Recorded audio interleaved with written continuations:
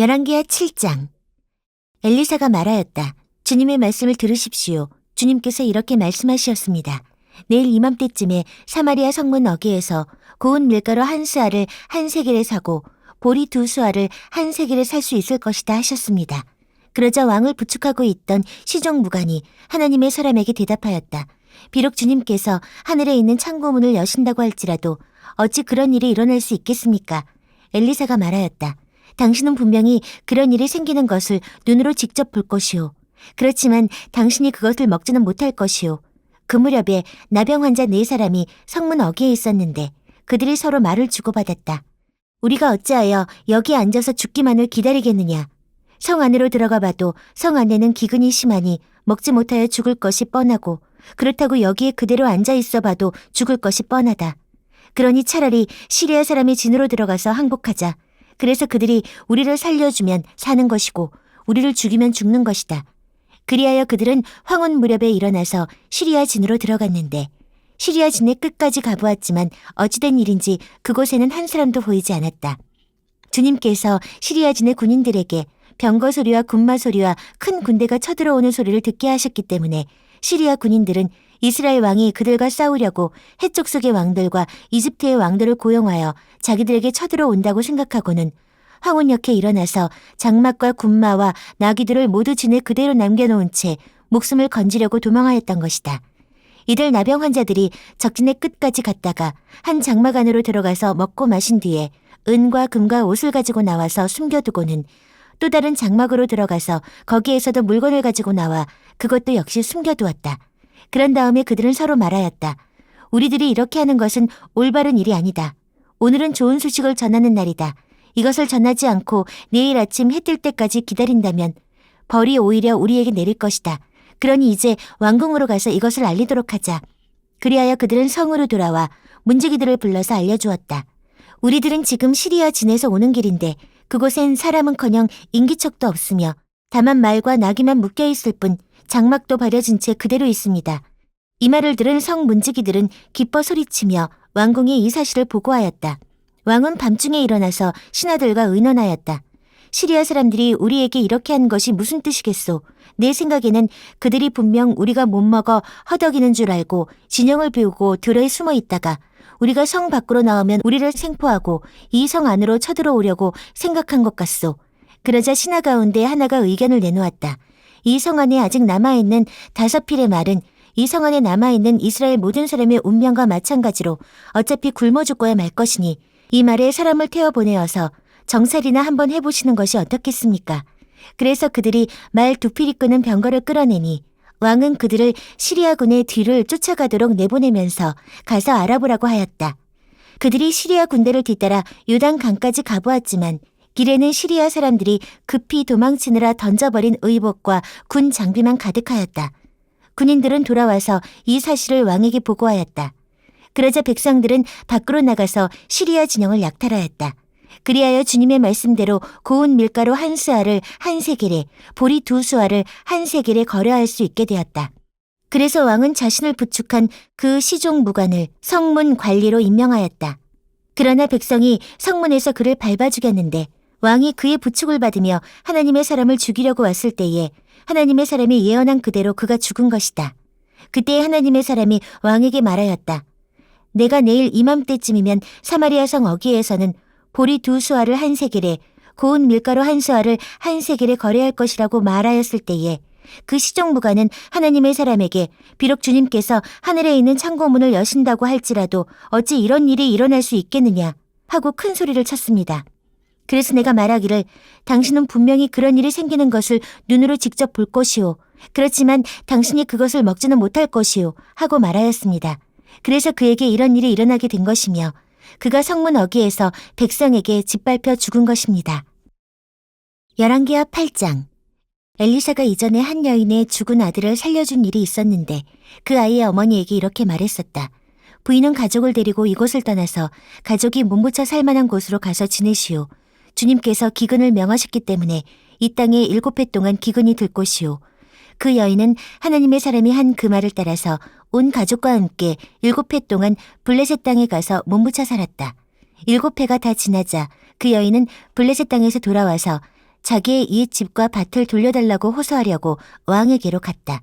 마침 그때 왕은 하나님의 사람의 시종인 게하시와 이야기를 나누고 있었다. 왕이 게하시에게 엘리사가 한 큰 일들을 말해달라고 하였다. 그래서 게하시는 왕에게 엘리사가 죽은 사람을 살려준 일을 설명하고 있었다. 바로 그때 엘리사가 아들을 살려준 그 여인이 왕에게 와서 자기의 집과 밭을 돌려달라고 호소한 것이다. 게하시는 높으신 임금님, 이 여인이 바로 그 여인입니다. 그리고 이 아이가 엘리사가 살려준 바로 그 아들입니다. 하고 말하였다. 왕이 그 여인에게 그것이 사실인지를 묻자 그 여인은 사실대로 왕에게 말하였다. 왕은 신하 한 사람을 불러서 이 여인의 일을 맡기며 명령을 내렸다. 이 여인의 재산을 모두 돌려주고 이 여인이 땅을 떠난 그날부터 지금까지 그 밭에서 난 소출을 모두 돌려주어라. 엘리사가 다마스쿠스에 갔을 때에 시리아 왕 베나닷은 병이 들어 있었는데 어떤 사람이 왕에게 하나님의 사람이 이곳에 와 있다는 소식을 전하였다. 왕이 하사엘에게 말하였다. 예물을 가지고 가서 하나님의 사람을 만나시오. 그리고 그에게 내가 이 병에서 회복될 수 있겠는지를 주님께 물어보도록 부탁을 드려주시오. 하사엘은 다마스쿠스에서 제일 좋은 온갖 예물을 낙타 40마리에 가득 싣고 몸소 예를 갖추어 하나님의 사람을 만나러 갔다. 그리고 그의 앞에 서서 말하였다. 예언자님의 아들 같은 시리아 왕 베나닷이 나를 예언자님에게 보냈습니다. 왕은 자신이 이 병에서 회복되겠는가를 여쭈어 보라고 하였습니다. 엘리사가 그에게 말하였다. 가서 왕에게는 회복될 것이라고 말하시오. 그러나 주님께서는 그가 반드시 죽을 것이라고 내게 계시해 주셨소. 그런 다음에 하나님의 사람은 하사엘이 부끄러워 민망할 정도로 얼굴을 쳐다보다가 마침내 울음을 터뜨렸다. 그러자 하사엘이 예언자님 왜 우십니까? 하고 물었다. 엘리사는 다음과 같이 말하였다. 나는 그대가 이스라엘 자손에게 어떤 악한 일을 할지를 알기 때문이요. 그대는 이스라엘 자손의 요새에 불을 지를 것이고 젊은이들을 칼로 살해하며 어린아이들을 메어쳐 죽일 것이고 임신한 여인의 배를 가를 것이요. 하사엘이 물었다. 그러나 걔보다 나을 것이 없는 나 같은 사람이 어떻게 그런 엄청난 일을 저지를 수 있겠습니까? 그러자 엘리사가 말하였다. 주님께서 그대가 시리아 왕이 될 것을 나에게 계시하여 주셨소. 그는 엘리사를 떠나서 왕에게로 돌아갔다. 베나닷 왕이 그에게 물었다.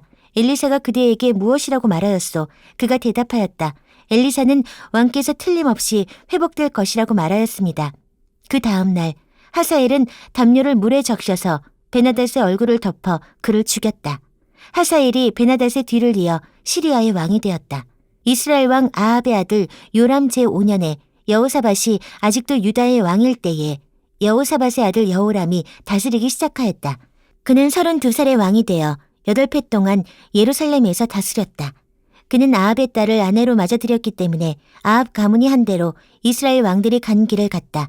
이와 같이 하여 그는 주님 보시기에 악한 일을 하였다. 그러나 주님께서는 자기의 종 다윗을 생각하셔서 유다를 멸망시키려고는 하지 않으셨다.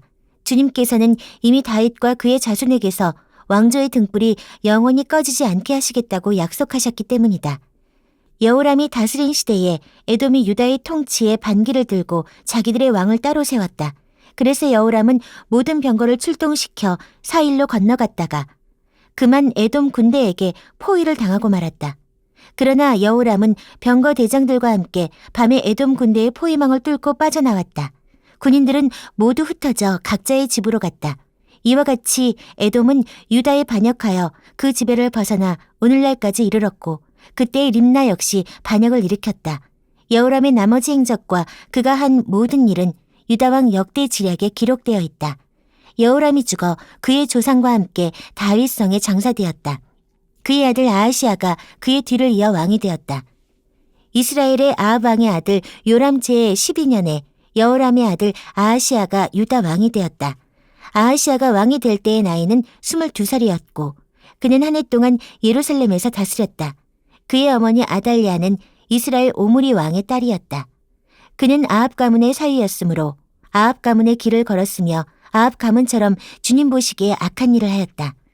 그는 아합의 아들 요람과 함께 시리아 왕 하사엘과 싸우려고 길르앗의 라못으로 갔다. 그 싸움에서 시리아 군대가 요람을 쳐서 부상을 입혔다. 요람 왕이 시리아 왕 하사엘과 싸우다가 라마에서 시리아 사람들에게 입은 상처를 치료하려고 이스르엘로 돌아갔다.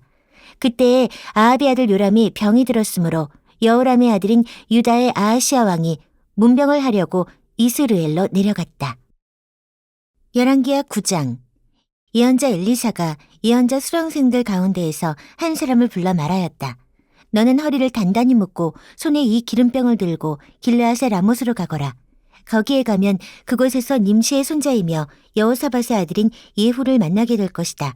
그러면 안에 들어가 그의 동료들 사이에서 그를 불러내어 밀실로 데리고 들어가거라. 그리고 기름병을 기울여 그의 머리에 부으며 나 주가 말한다. 내가 너를 이스라엘의 왕으로 세웠다 하고 말하여라. 그렇게 말한 다음에 너는 문을 열고 속히 도망하여라. 지체해서는 안 된다. 그리하여 예언자의 시종인 그 젊은이가 길르앗의 라못으로 갔다.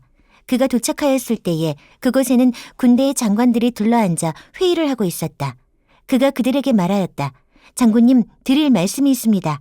그러자 예후가 말하였다. 우리들 가운데 누구에게 말하고 있는 겁니까? 그 시종이 말하였다. 바로 장군님께 말씀을 드리고 있습니다. 예후가 일어나서 집 안으로 들어가자 예언자의 시종인 그 젊은이는 그의 머리에 기름을 부으며 말하였다. 나 주 이스라엘의 하나님이 말한다. 내가 너에게 기름을 부어 주님의 백성 이스라엘의 왕으로 세웠다. 너는 내가 섬기는 상전 아합의 가문을 쳐라.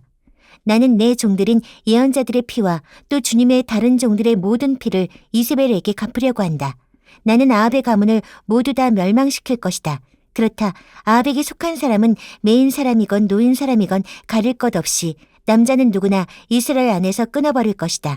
나는 아합의 가문을 느밧의 아들 여로보암의 가문과 같이 만들고 아이야의 아들 바하사의 가문과 같이 만들 것이다. 그리고 걔들이 이스라엘 땅 안에서 이세벨을 뜯어먹을 것이다. 그를 매장할 사람조차 없을 것이다. 그리고 난 뒤에 예언자의 시종인 그 젊은이는 문을 열고 도망하였다. 예후가 왕의 신하들이 있는 데로 나오자 한 사람이 그에게 물었다. 좋은 소식이었소? 그 미친 녀석이 장군께는 무슨 일로 왔었소? 예후가 그들에게 말하였다. 장군들께서도 그 사람이 누구고 그가 쓸데없이 떠들고 간 말이 무엇인지 짐작하고 있을 것이라 믿소. 그러나 그들이 말하였다. 슬쩍 넘어가지 마시오. 우리에게 사실을 말해주시오. 예후가 대답하였다. 그의 말이 주님께서 나를 이스라엘의 왕으로 기름 부어 세웠다고 말씀하시었다고 하였소. 그러자 그들은 황급히 일어나 각자 자기의 옷을 벗어서 섬돌 위 예후의 발 아래에 깔고 나팔을 불며 예후께서 임금님이 되셨다 하고 외쳤다. 그리하여 님시의 손자이며 여호사밧의 아들인 예후는 요람을 칠 모의를 하게 되었다. 그때 요람은 이스라엘 전군을 이끌고 시리아 왕 하사엘과 맞서서 길르앗의 라못을 지키고 있었다. 요람 왕이 시리아 왕 하사엘과 싸울 때 시리아 사람에게 다친 상처를 치료하려고 이스라엘로 돌아와 있을 때였다. 마침내 예후가 말하였다. 장군들이 나와 뜻을 같이 한다면 아무도 이 성읍을 빠져나가서 이스라엘에 이 사실을 알리는 일이 없도록 해주시오. 그런 다음에 예후는 병거를 타고 이스라엘로 갔다. 요람이 그곳에서 병으로 누워 있었다. 유다의 아하시아 왕은 요람을 문병하려고 벌써 거기에 와 있었다. 이스라엘의 망대 위에 서 있는 파수병이 예후의 군대가 오는 것을 보고 웬 군대가 오고 있습니다 하고 외쳤다. 그러자 요람이 말하였다. 기마병을 보내어 그들을 만나 평화의 소식이냐고 물어보아라. 그리하여 기마병은 그들을 만나러 가서 말하였다. 임금님께서 평화의 소식이냐고 물어보라 하셨소. 그러자 예후가 말하였다. 평화의 소식인지 아닌지가 너와 무슨 상관이 있느냐. 너는 내 뒤를 따르라. 파수병이 왕에게 보고하였다. 그들에게 간 전령이 돌아오지 않습니다. 그리하여 왕이 두 번째 기마병을 보내자 그가 그들에게 가서 말하였다. 임금님께서 평화의 소식이냐고 물어보라 하셨소. 그러자 예후가 말하였다. 평화의 소식인지 아닌지가 너와 무슨 상관이 있느냐. 너는 내 뒤를 따르라. 파수병이 왕에게 또 보고하였다. 그들에게 간 전령이 또 들어오지 않습니다. 그런데 미친 듯이 말을 모는 모습이 님시의 아들 예후와 비슷합니다. 이 말을 듣자 요람은 병거를 준비하라 하고 명령하였다. 병거를 준비하니 이스라엘 왕 요람과 유다 왕 아하시아가 각각 자기의 병거를 타고 예후를 만나러 나가서 이스라엘 사람 나봇의 땅에서 그를 만났다. 요람이 예후를 보고 예후 장군 평화의 소식이요 하고 물었다. 예후는 당신의 어머니 이세벨이 저지른 음행과 마술 행위가 극에 달하였는데 무슨 평화가 있겠소 하고 대답하였다. 요람이 그의 손에 쥔 말곶비를 급히 돌려 도망하면서 아하시아에게 소리쳤다. 아하시아 임금님 반역이오. 예후가 힘껏 활을 당겨 요람의 등을 겨누어 쏘자 화살이 그의 가슴을 꿰뚫고 나갔다. 그는 병거 바닥에 엎드려졌다. 예후가 요람의 빛깔 시종무간에게 말하였다. 그 주검을 들고 가서 이스라엘 사람 나봇의 밭에 던지시오. 당신은 나와 당신이 그의 아버지 아합의 뒤에서 나란히 병거를 타고 다닐 때에 주님께서 그를 두고 선포하신 말씀을 그대로 기억할 것이오. 주님께서 아합에게 내가 어제 나봇과 그의 아들들이 함께 흘린 피를 분명히 보았다. 바로 이 밭에서 내가 너에게 그대로 갚겠다. 이것은 나 주의 말이다 하고 말씀하셨소. 이제 당신은 그 주검을 들고 가서 주님의 말씀대로 그 밭에 던지시오. 유다의 아하시아 왕은 이것을 보고 베타간으로 가는 길로 도망하였으나 예후가 그의 뒤를 추적하며 저자도 죽여라 하고 외치니 이블람 북은 구루 오르막길에서 예후의 부하들이 병거에 타고 있는 아하시아를 찔러 상처를 입혔다. 그는 무기토까지 도망하여 그곳에서 죽었다. 그의 부하들이 그를 병거에 실어 예루살렘으로 운반하고 그를 다윗성에 있는 그의 조상들의 묘지에 함께 장사 지냈다. 아합의 아들 요람왕 제11년에 아하시아가 유다를 다스리는 왕이 되었다. 예후가 이스라엘에 이르렀을 때에 이세벨이 이 소식을 듣고 눈화장을 하고 머리를 아름답게 꾸미고는 창문으로 내려다보았다. 예후가 문 안으로 들어오자 이세벨이 소리쳤다. 제 주인을 살해한 시므리 같은 자야. 그게 평화냐? 예후가 얼굴을 들어 창문을 쳐다보며 소리쳤다. 내 편이 될 사람이 누구냐? 누가 내 편이냐? 그러자 2-3명의 내관이 그를 내려다보았다. 예후가 그들에게 명령하였다. 그 여자를 아래로 내던져라. 그들이 그 여자를 아래로 내던지니 피가 벽과 마레기까지 튀었다. 예후가 탄 말이 그 여자의 주검을 밟고 지나갔다. 예후가 궁으로 들어가서 먹고 마시다가 말하였다. 이제 저 저주받은 여자를 찾아다가 장사를 지내주어라. 그래도 그 여자는 왕의 딸이었다. 그들이 그 여자를 장사 지내주려고 찾아 나섰으나 그 여자의 해골과 손발 밖에는 아무것도 발견할 수가 없었다. 그들이 돌아와서 그에게 그렇게 보고하니 그가 말하였다. 주님께서 주님의 종 디셉 사람 엘리야를 시켜서 말씀하신 대로 이루어졌다. 주님께서 말씀하시기를 이스라엘의 밭에서 개들이 이세벨의 주검을 뜯어먹을 것이며 이세벨의 주검은 이스라엘에 있는 밭의 거름처럼 될 것이므로 이것을 보고 이세벨이라고 부를 사람은 아무도 없을 것이다 하셨는데 그대로 되었다.